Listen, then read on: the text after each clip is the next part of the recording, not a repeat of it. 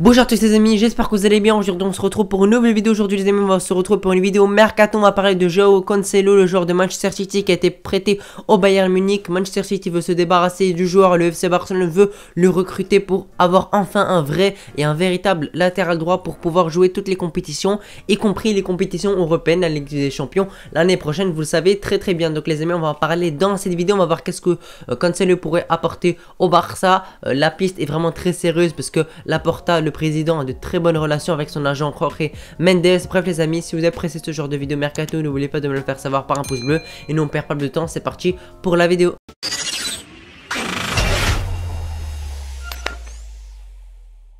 Alors les amis, comme d'habitude, on va commencer par une présentation rapide du joueur, même si je pense que vous le connaissez déjà très bien. Donc João Cancelo, portugais, né au Portugal, qui joue pour la sélection du Portugal. Également, il a 28 ans, donc il arrive au sommet de sa carrière et à son meilleur niveau. Il fait 1m82, latéral droit, voilà, il joue tout le temps latéral droit. Donc les amis, João Cancelo est un joueur de Manchester City qui a été prêté tout simplement au Bayern Munich pour ces 6 mois-là, parce qu'il a eu des problèmes de comportement, etc.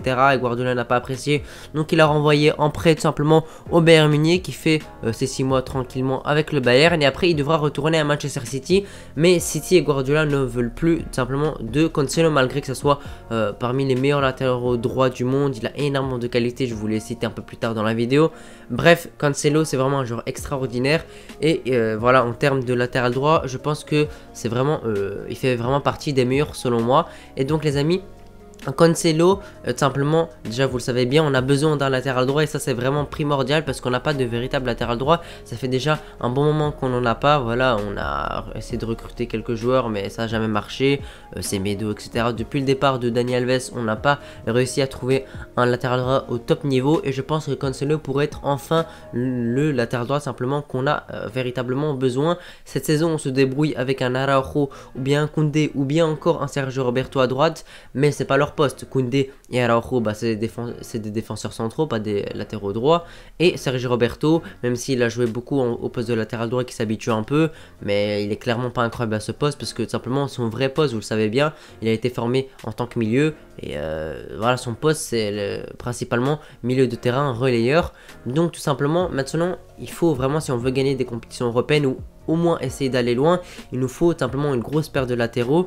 À gauche on a Baldé qui est excellent, à son remplaçant Jordi Alba pardon, qui est aussi assez bon, et à droite tout simplement bah t'as personne, donc il te faut un véritable latéral droit et Cancelo pourrait être une bonne chose. Déjà il a 28 ans, il est dans simplement la forme de sa vie, il a vraiment à son meilleur niveau actuellement. Voilà, il est très bon, il a été prêté au Bayern, il fait quand même de belles performances.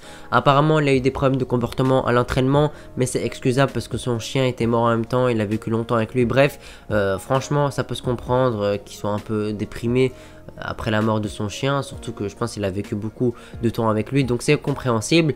Mais sinon, à part ce petit truc avec son comportement simplement au Bayern, il n'y a pas eu trop de soucis avec ça. Donc les amis, Cancelo pourrait vraiment être une bonne chose. Mais par contre, il y a plusieurs choses qu'il faut discuter. 3 choses. Première chose, le salaire. Deuxième chose, le montant. Et troisième chose, la durée du transfert tout simplement. Donc on va commencer par la durée du transfert. Pour moi, voilà, il a 28 ans, 5 ans c'est très bien. Voilà, il sera sous contrat jusqu'à ses 33 ans. Et ça c'est très bien. Si encore à 33 ans il performe, bah, tu peux le prolonger. Et si ça va pas, bah, tu peux le laisser partir également. Il te faut un long contrat. Puisque, imaginons, il veut quitter le club ou tu reçois une belle offre, bah, tu peux le vendre à un très gros prix parce qu'il sera sous un contrat à long terme. Simplement, 5 ans, c'est souvent les contrats qu'on te fait. On te fait souvent des contrats de 4-5 ans. Des fois, ils font plus, 6-7 ans, mais c'est assez rare. Chelsea l'a fait, si je dis pas de bêtises. Également, je vous ai dit aussi son salaire, il ne faut pas que son salaire soit énorme. On sait que Jorge Mendes, simplement c'est l'agent de Cancelo, il demande beaucoup d'argent, il demande des primes pour lui également, etc. Il est assez coûteux en salaire, mais on sait que Laporta s'entend très bien avec lui, donc ils pourront simplement négocier, trouver des solutions, etc. etc. Voilà. Voilà, ils sont amis, je pense qu'il n'y aura pas de souci par rapport à ça. Voilà, en termes de discussion, il faut juste convaincre le joueur de rejoindre le club. Je pense qu'il n'y aura pas de souci. Champion de Liga, on peut dire qu'on est champion de Liga. on est les maîtres d'Espagne. La Ligue des Champions, malheureusement, on a été éliminé en poule, donc c'est compliqué.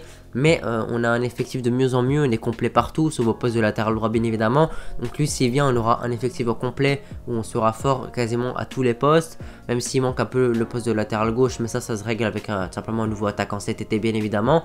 Donc tu peux vraiment avoir une équipe compétitive, mais à condition que simplement tu recrutes un latéral droit de haut niveau. Et Cancelo remplit simplement ce poste là. Également, je vous ai dit qu'il a le latéral droit, mais il peut se retrouver en milieu droit, piston droit, si on joue dans une défense à 3, mais c'est pas le cas du Barça. Et il peut se retrouver aussi de temps en temps en tant qu'arrière gauche, ça peut arriver. Donc les amis, simplement également, Cancelo a été formé au Benfica. Il a joué à Valence également en Liga, donc ça c'est très bien.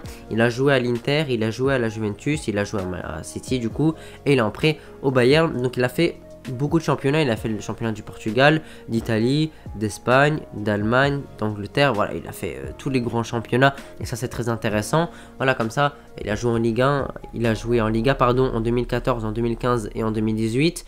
C'est-à-dire que voilà, il a fait quand même 3 ans, 3 saisons tout simplement en Espagne, en Liga, à Valence. On sait que Valence c'est un très gros club d'Espagne, même si là ils vont pas très bien.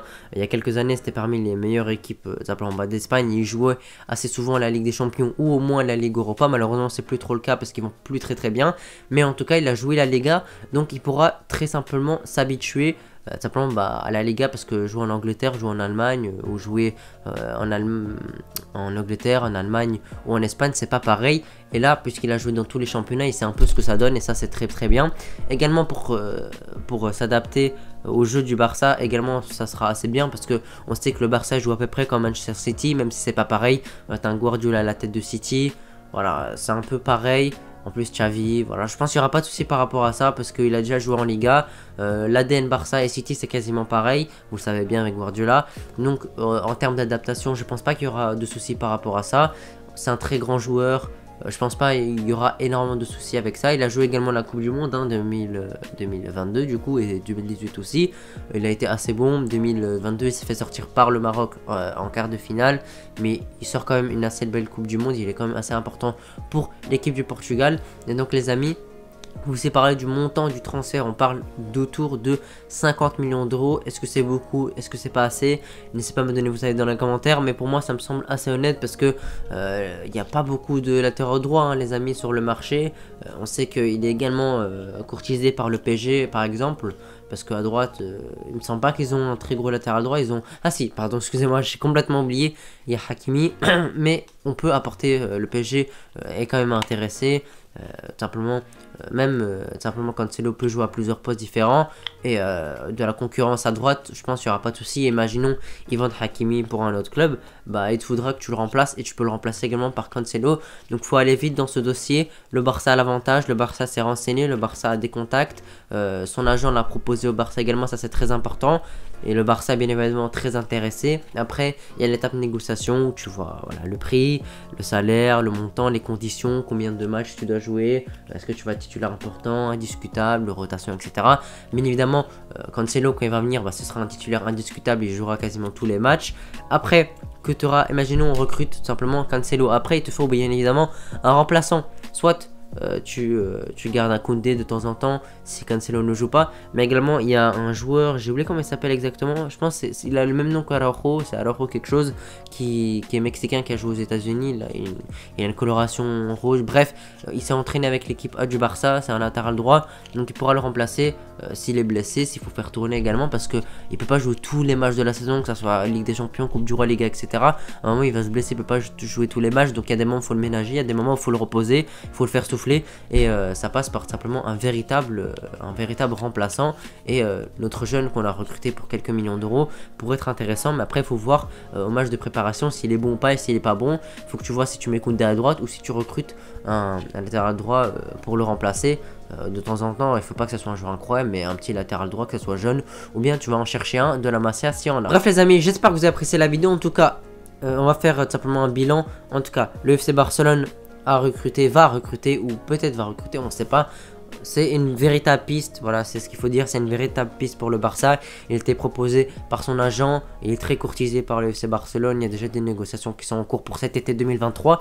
Donc bien évidemment, On est tous pour, je pense on est tous pour. Après le prix, il faut pas que ça soit 100 millions d'euros.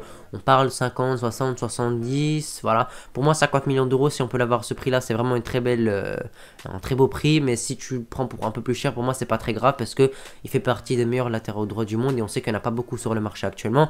Donc ça peut se comprendre qu'il ait un prix assez élevé. Voilà les amis, si vous avez apprécié la vidéo, n'oubliez pas de me le faire savoir, c'est très important dans les commentaires. Et n'oubliez pas de liker, n'oubliez pas de vous abonner, on est bientôt 30 000 abonnés, je vous remercie vraiment très fort. Et nous on se retrouve pour une prochaine vidéo, c'est la trêve, donc il y aura beaucoup de vidéos, actualités, mercato, etc. Allez les amis, on se retrouve pour une prochaine vidéo, ciao.